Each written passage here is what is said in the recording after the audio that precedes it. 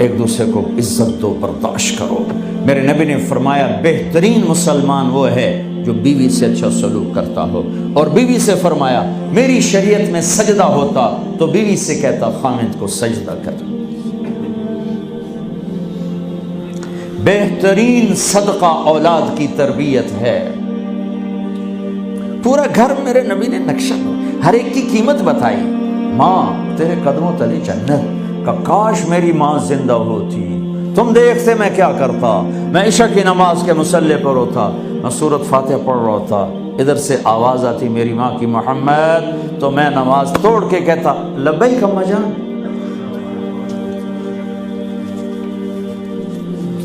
باپ کا تیرے جنت کا دروازہ ہے، باپ تیری جنت کا دروازہ ہے، کھولنا توڑنا نہیں، کھولنا توڑنا نہیں، توڑ دیا تو جنت میں نہ جا سکو گے۔ سب سے بہترین مسلمان جو بیوی سے اچھا سلوک کرے، سب سے بہترین عورت جو اپنے خامند کی منشا کو دیکھے۔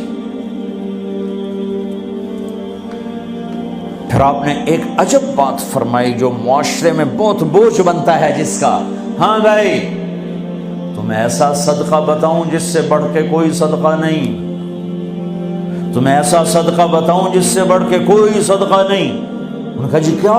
کہا الابنۃ المردودہ، جس کی بیٹی کو طلاق ہو گئی یا بیوہ ہو گئی اور گھر واپس آ گئی ماں باپ کے، یا ماں باپ نہیں ہے تو بھائی ہیں، وہ ایک بوجھ بنتی ہے ماں باپ پر بھی، اور بھائی تو ویسے ہی باغی ہو جاتے ہیں۔ میرے نبی نے فرمایا اس بچی پہ خرچ کرنا کائنات کا سب سے افضل صدقہ ہے۔ گھر، ایک گھر کیسے چلتا ہے؟ ہمارے ہاں پنجاب سندھ بلوچستان سرحد میں بہنوں کو وراثت میں کوئی حصہ نہیں ملتا، سب بھائی کھا جاتے ہیں۔ میرے نبی نے فرمایا جس کو اللہ نے 2 بہنیں دیں اس نے ان کا حق ادا کیا، شادی کی حق ادا کیا۔ ماں باپ کی وراثت میں سے ہوتا ہے، اگر میں نے کوئی خود کمایا ہے اس میں بہنوں کا حق نہیں، ماں باپ سے اگر 1 روپیہ بھی آیا ہے تقسیم کیا جائے گا۔ جس نے بہنوں کا حق ادا کیا، شادی کی حق ادا کیا، اس پہ جنت واجب ہو گئی۔ جس کو اللہ نے 3 بیٹیاں دی، اس نے ان کی ڈولی اٹھائی، وہ جنت میں میرے ساتھ یوں ہوگا۔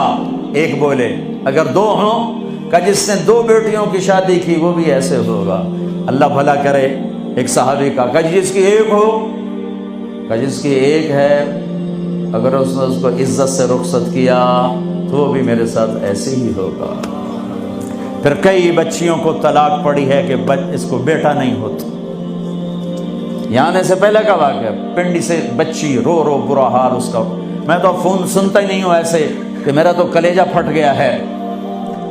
ہے کہنے لگی کہ سسرال نے کہا تھا بیٹی ہوئی تو طلاق دے دیں۔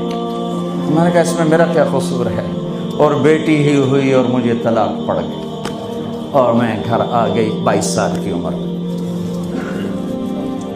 بیٹی دینے والا اللہ اور ظلم کرنے والا سسرال۔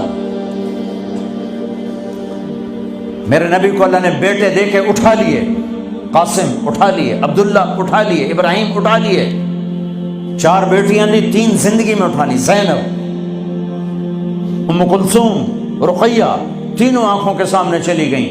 فاطمہ سے نسل چلی، آپ نے فرمایا لوگوں کی نسل بیٹے سے چلتی ہے، میری نسل میری بیٹی فاطمہ سے چلی۔ اس لعنت کو دھویا۔ عورت کا کیا قصور ہے اگر اس بیچاری کو بچیاں ہو رہی؟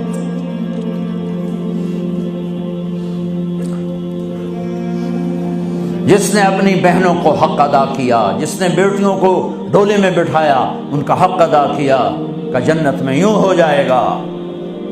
بہنوں کو دینا اتنا ضروری ہے، حرام ہو جاتی ہے روٹی۔ میں نے مولانا جمشید صاحب میرے استاد ہیں، میں نے ان سے تفسیر پڑھی۔ میں ایک دن شہد کی بوتل لے کر گیا، پرانی بات ہے 76-77۔ میں نے کہا حضرت یہ ہدیہ ہے۔ فرمایا کہاں سے لائے ہو؟ کہ میرے اپنے باپ ہے۔ فرمایا تیرے باپ نے اپنی بہنوں کو، تیرے باپ نے اپنی بہن یعنی میری پھوپھیوں کو، تیرے باپ نے اپنی بہنوں کو زمین میں سے حصہ دیا تھا؟ یہ سوال کیوں کیا؟ 10 روپے کی شہد کی بوتل تھی اس وقت، کہ اگر دیا تھا تو یہ میں لے لوں گا، اگر نہیں دیا تو پھر یہ حرام ہے، میں نہیں لوں گا۔